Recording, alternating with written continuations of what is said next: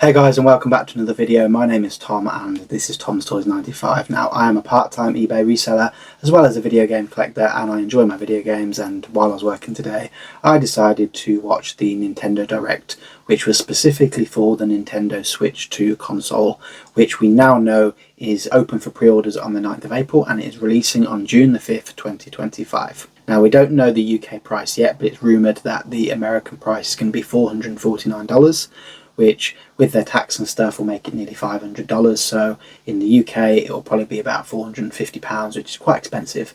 So Nintendo started off the Direct very strongly. They started out with Mario Kart World.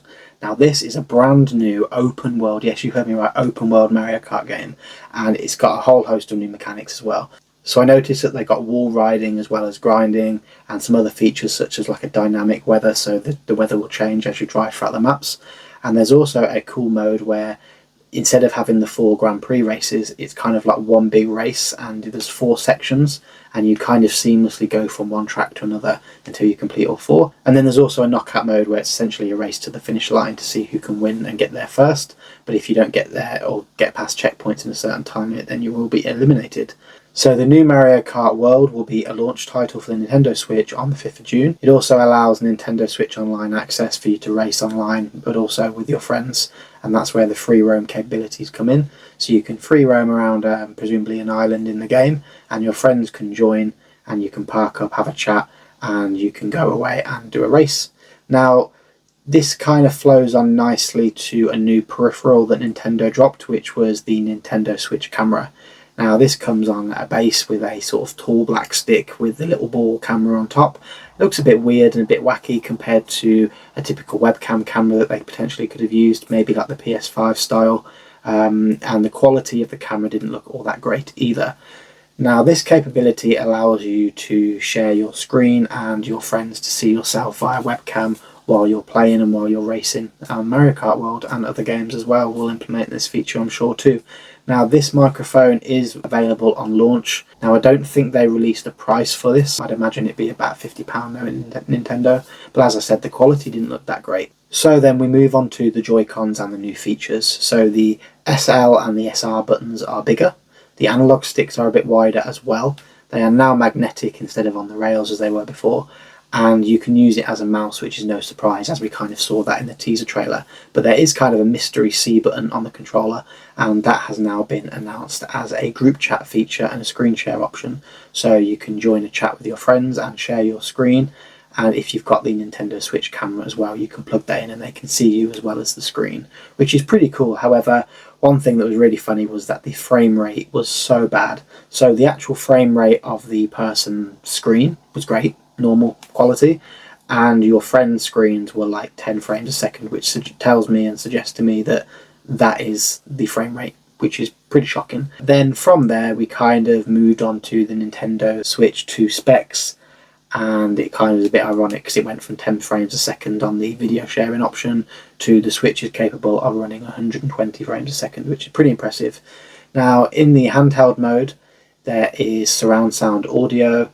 There is also a headphone jack, there's a microphone built in, there's a lot of cool new features as well. The stand has been improved, the screen is 1080p LCD, so not an OLED unfortunately, and they'll probably sell that later down the line as an OLED model.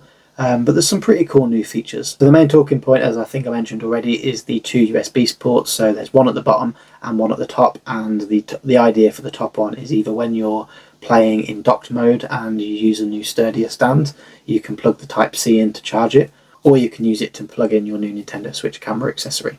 So the audio on the Nintendo Switch has been massively improved. It has 3D audio as well as noise cancelling features as well, which is pretty cool.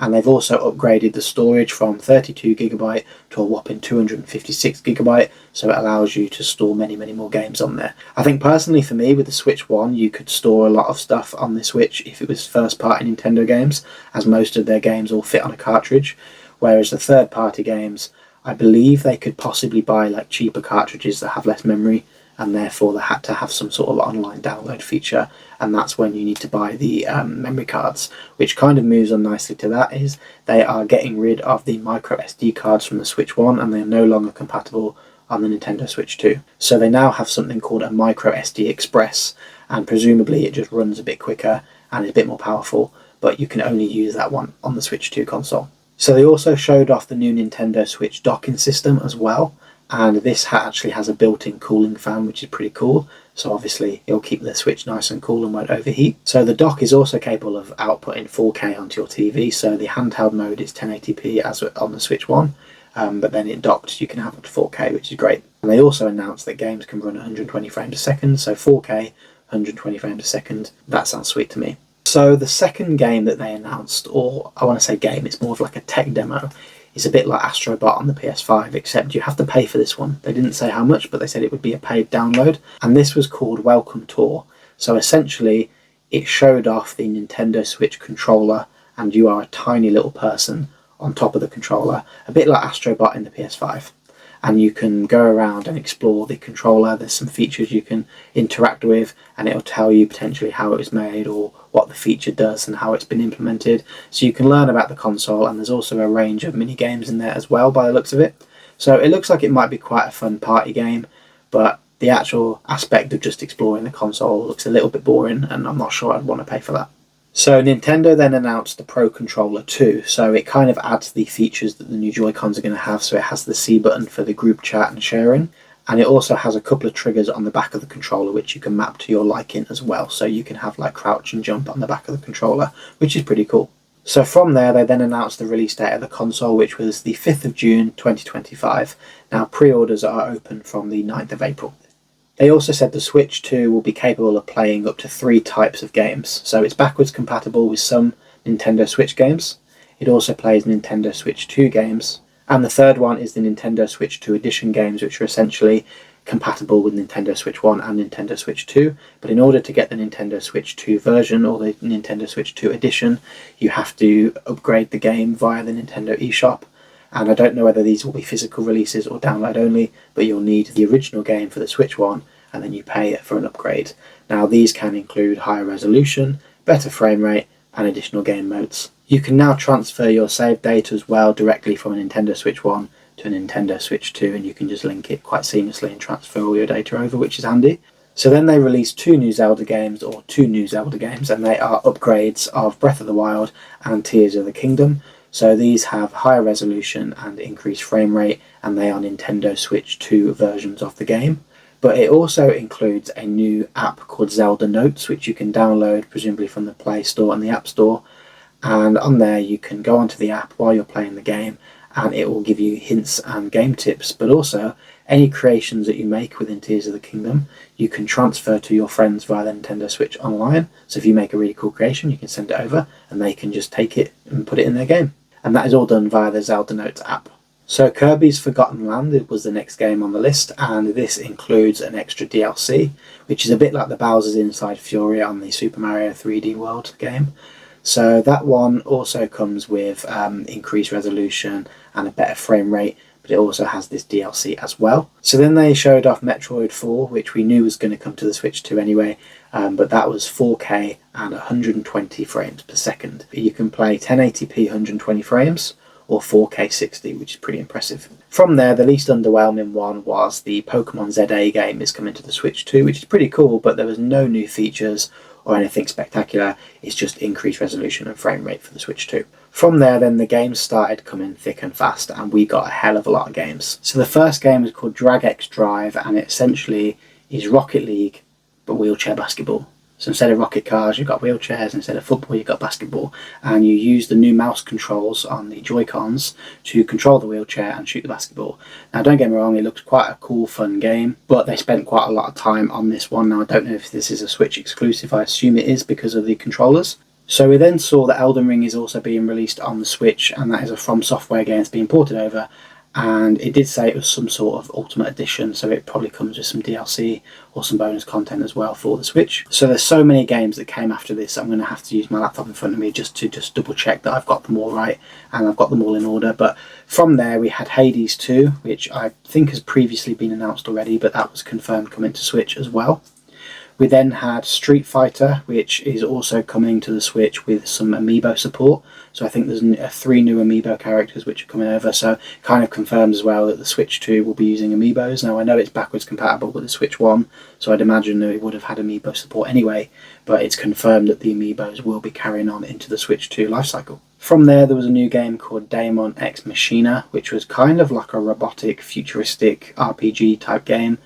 Wasn't really my cup of tea, that one. So the newly released Split Fiction game, which is a 2-player action-adventure game, which was released I think early this year, is also coming to the Nintendo Switch. EA then announced they're going to be releasing EAFC as well as Madden on the Switch 2, but there was no gameplay or anything for that one. So this one's not really a surprise it's coming to the Switch 2 when it was actually built, I guess, from the ground up for the Nintendo Switch 1, and that's Hogwarts Legacy. And again, this is some sort of Ultimate Edition, which is increased frame rate, better graphics, as well as probably some DLC as well. But on the Switch 1 it was a pretty janky port of the game, and the graphics were heavily reduced, downgraded, and there was probably bits of the game missing, I can assume, because it's such a big game. I don't know how they managed to get it to run on the Switch, but they did. And the Switch 2 version, obviously being more powerful, will be able to run at better frame rate, as well as have the better graphics. And the mouse controls of the Nintendo Switch controller, you can also use those to control the wand and stuff, which is pretty cool. Then we had Tony Hawk's Pro Skater 3 and 4, which has been announced already, coming to the Xbox and the PS5, but this one has been confirmed for the Nintendo Switch 2, and it looked a pretty cool game, showed a bit more gameplay, but the ending was a bit cool where someone skateboarded into the sea and you ended up in a SpongeBob level. So I don't know if that's something that's been announced already, if it's a Switch exclusive, but yeah, there's a SpongeBob level in Tony Hawk, so that's pretty cool. From there then, I actually just bought this myself for the PS4, as I have the PSVR 2 and it's just got an upgrade for it. But Hitman World of Assassination has been announced for the Nintendo Switch, and that comes with some new features as well. And following on from that, they said, sticking with the agent theme, they announced a James Bond or 007 game, but they didn't show any gameplay or anything else other than it's just in development. So from there, they announced Bravely Default Flying Fairy HD on the Nintendo Switch 2. So this is a HD remaster of the original game, and that's being ported over. And following on from that, Yakuza 0 is also getting a port to the Nintendo Switch 2 as well, which is pretty cool. So there was a new Hyrule Warriors game coming to the Nintendo Switch 2 as well, which is called Age of Imprisonment. So I believe this is the 3rd installment, and this takes place directly before Tears of the Kingdom as well on the Switch. So that looked a pretty cool game. I am a Zelda fan, so I will probably be picking that up if I was to get a Nintendo Switch 2. From there, then we have a little break from the games, and it starts to talk about the Nintendo Switch Online. Now, if you have a Nintendo Switch Online, you can upgrade to the Nintendo Switch Online expansion, which gives you more games. And if you have a Switch 2, there's going to be some exclusive games coming to the Switch 2 online service, and those are GameCube games. So there's a string of GameCube games that are being ported over. This includes The Legend of Zelda Wind Waker, which is a game that's been heavily requested on the Switch, and everyone wants a HD remaster from the Wii U version, as well as Twilight Princess. There's no announcement of that, unfortunately, but Wind Waker is coming in some shape or form to the Switch. And they also said that they are increasing the sort of graphics or the frame rate of the game as well, which is pretty cool. So the next game to be announced was Soul Calibur 2, and you can play as Link from the Legend of Zelda games. And they also announced F-Zero GX, which is like a gravity-defying Wipeout type racing game. Everyone should know what F-Zero is by now. So these 3 games specifically, you could play online with friends. They had upgraded resolution as well as custom controls. Now, the next set of games won't be available from launch, but there are 7, I believe, or 7 or 8 games that are coming to the Nintendo Switch Online as well. So those are Super Mario Sunshine, Fire Emblem Path of Radiance, Pokemon XD Gale of Darkness, Super Mario Strikers, Chibi Robo, as well as Luigi's Mansion and Pokemon Colosseum.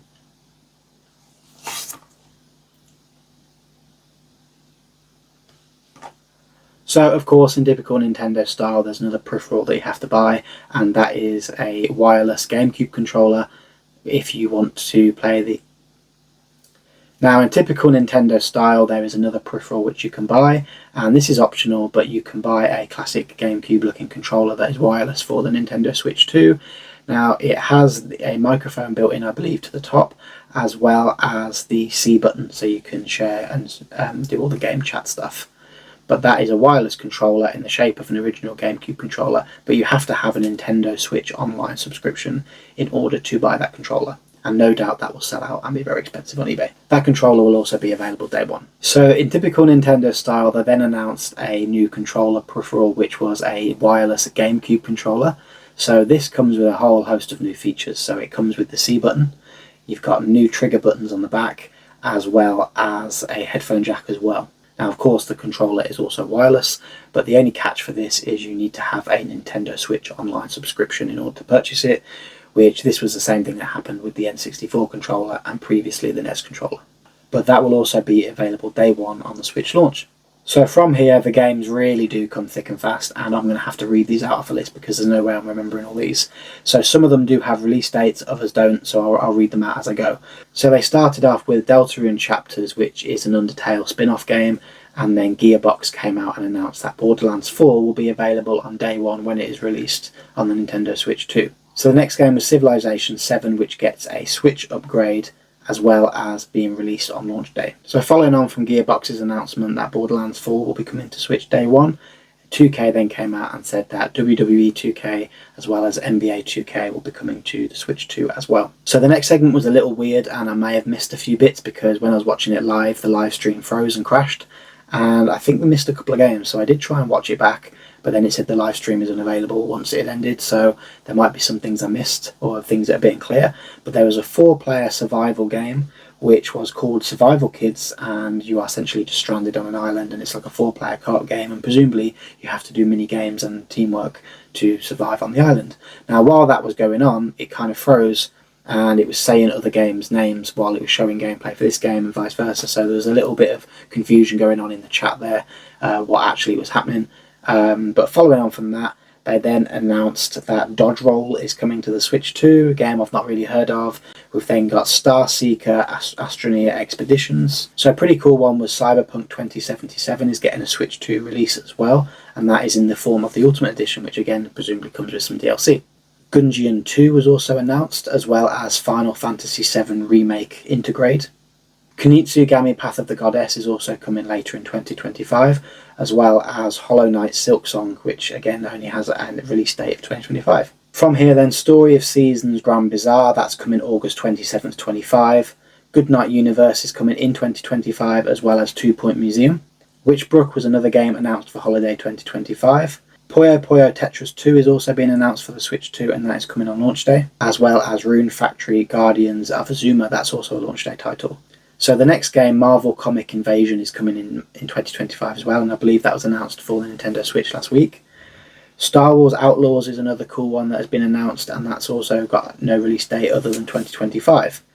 The next one I've not heard of before, and that is Nobunga's Ambition Awakening Complete Edition. That is also a launch day game, as well as Fast Fusion, which looked to me like a Wipeout clone, and that is also coming on launch day. And then following on from that is Shadow Labyrinth, which is coming on the 18th of July 2025. Raidu Remastered, The Mystery of the Soulless Army, that one is coming June 19th. And then No Sleep for Kaname Date from AI, the Somnium Files, I believe, that's coming July 25th. Reanimal is coming in 2025, as well as Fortnite, which is a launch day game as well. Presumably that'll be a free download. Arcade Archives 2 Ridge Racer is another launch day game. And there was a Professor Layton game announced for the Switch as well, which is Professor Layton and the New World of Steam, and that just has a date of 2025 at the moment. The last 2 games in this segment was Tamagotchi Plaza, which is coming on June 27th, and there was no release date for the next one, so it may be coming 2025 or 2026, and that is Human Force Flat 2. So from here, there's an epic shot where it shows about 36 games which are all coming within the launch window, showcasing there's going to be a lot of games coming to the Switch 2, which is good to see, and a lot of them are third-party support. Now, there was a big surprise, at least for me anyway. There was an exclusive game, so it started out like a vampire-looking game, and I was wondering what it could be, and it turned out it was a From Software game, and it's coming exclusively to the Nintendo Switch 2. If it is a console exclusive, then fair play for Nintendo for securing that one. So the game was called The Dusk Bloods, and it's coming in 2026, and as I said, it was exclusive to the Nintendo Switch 2.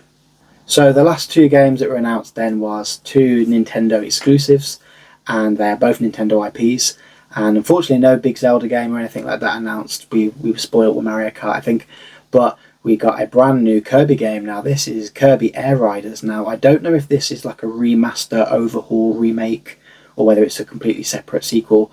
but this is based off the 2001 Nintendo GameCube version of Kirby Air Riders. So this one is coming in 2025, I believe, from the trailer. And the last game is coming on the 17th of July, and this is another Nintendo exclusive, and that is Donkey Kong. And this is a brand new Donkey Kong game. He looks really powerful in this game. I don't know who made him angry, but he goes around smashing up loads of rocks, digs underground. It's a really nice 3D world. The graphics are really cool on this one. The colours are really vibrant, and it actually looks a really awesome Donkey Kong game. So that is called Donkey Kong Bonanza, and that comes 17th of July. And with that, that concluded the presentation and all of the games, and there was a hell of a lot of games. Now, they kind of just summarised at the end, and they showed off that there's going to be 2 bundles of the Switch on launch. There's going to be just the console, and then a console with a download code for Mario Kart World, but you won't get a physical copy, you'll just get a download code, and I believe that's going to be like $50 extra. So presumably that'll be about $500, so in the UK, about £480, £500. So that concludes the Switch Direct. Now, there was a lot more games than I thought there were going to be. So in terms of the actual quality of the games as well, there was a hell of a lot of third-party games there, and some really popular top franchises, and some that haven't come to the Switch yet or haven't been on Nintendo for a long time, so it's cool to see that. And it's nice to see that the hardware is sort of caught up to a point where we can start getting these sorts of big games, because as the PS5 came out, the Switch kind of got left behind a little bit. They were still getting lots of sales and they were still getting lots of ports, but the quality of those ports are really poor. If you enjoyed the video, please give the video a thumbs up. So let me know what your thoughts are on the Nintendo Switch 2 in the comments below. Are you going to be buying this console? Is it overpriced? Is it too expensive? Is it more of the same from the Switch? Who knows? Thank you very much for watching the video, and if you're new around here, please consider subscribing, and I'll see you on the next one. Take care.